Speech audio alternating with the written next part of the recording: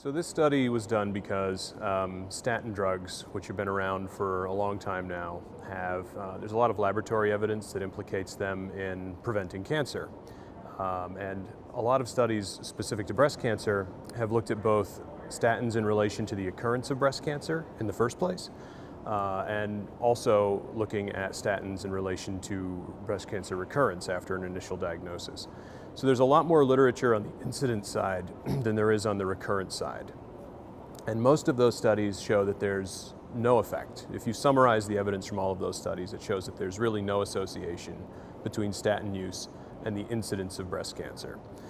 But most recently, before our study was done, there was a report based out of a Washington study population that showed very long-term use of statins was associated positively with invasive ductal carcinoma and invasive lobular carcinoma, almost a twofold elevation in risk for women who use statins for greater than or equal to 10 years in total.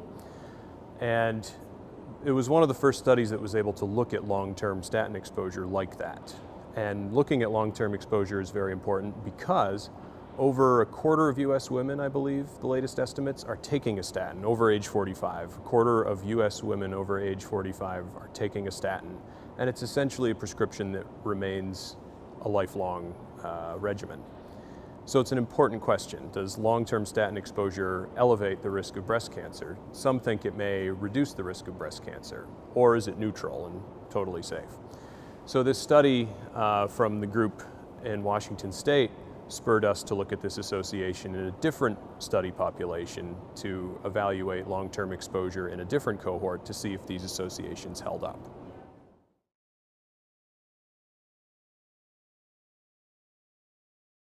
So the Nurses' Health Study began at Harvard Medical School in 1976.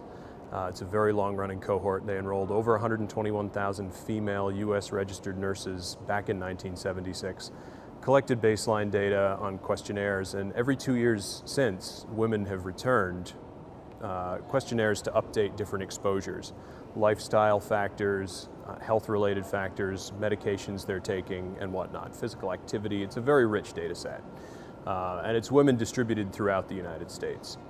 And so we used the Nurses' Health Study and enrolled only postmenopausal women because that's the age group where you're most likely to see statin exposure.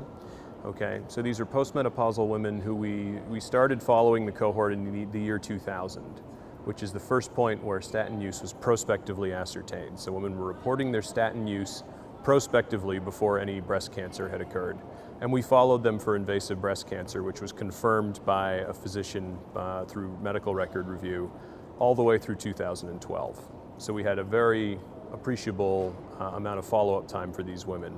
And we were able to classify statin use in a category almost as long duration as the study from the group based in Washington State.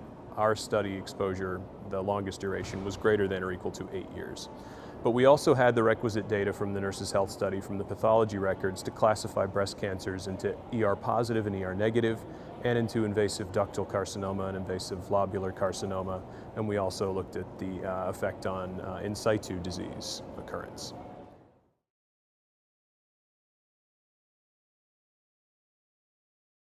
Primary findings can be summarized very easily. We found no association between statin use and incidence of any of the breast cancer subtypes we looked at. And that holds up for any statin use, it holds up for lipophilic statin use, hydrophilic statin use, and regardless of the cumulative duration of exposure.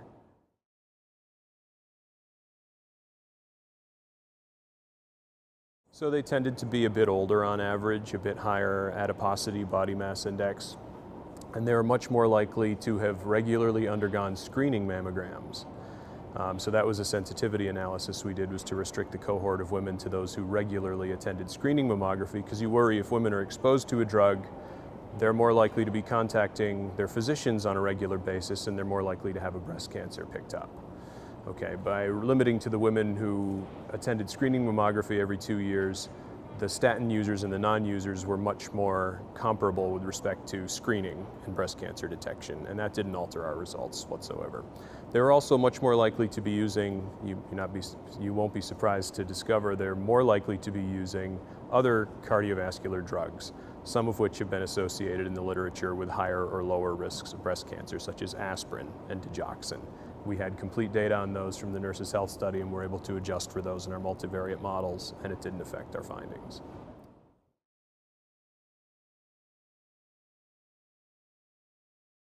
I would say the bulk of the evidence, no current study is the most correct study, so I don't want to say that our study displaces any of the prior evidence, but our study indicates that statins for lowering cholesterol are safe with respect to breast cancer incidence in women who use these drugs for long term.